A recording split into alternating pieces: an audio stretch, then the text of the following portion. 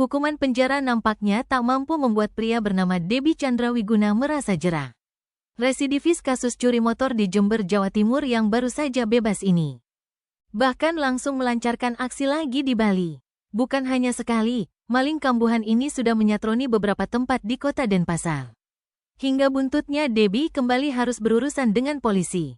Dia ditangkap oleh tim Opsnal Reskrim Polsek Denpasar Utara. Kasih Humas Polresta Denpasar AKP I Ketut Sukadi menerangkan, kasus ini terungkap berdasar laporan I Ketut Mendra.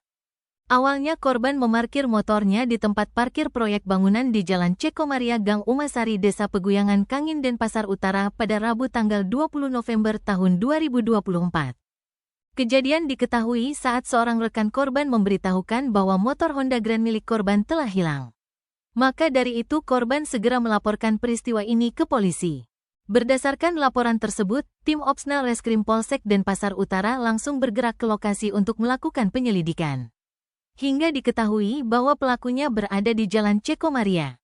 Polisi pun mengejar maling tersebut bersama masyarakat, sampai akhirnya Debbie berhasil ditangkap di sekitar Jalan Cekomaria saat sedang mengendarai motor hasil curian.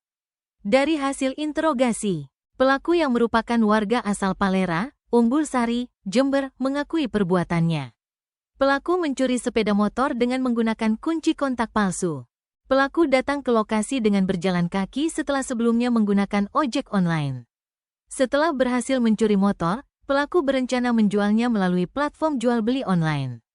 Lebih lanjut, pelaku yang baru sebulan keluar dari lapas Jember atas kasus serupa juga mengakui telah melakukan pencurian sepeda motor di 3 lokasi berbeda. Selain di Jalan Cekomaria, pelaku sebelumnya mencuri Honda Supra di Jalan Tunjung Sari Padang Sambian, dan Honda Grand di Jalan Kebo Iwa Denpasar Barat. 2 motor tersebut telah dijual melalui media sosial.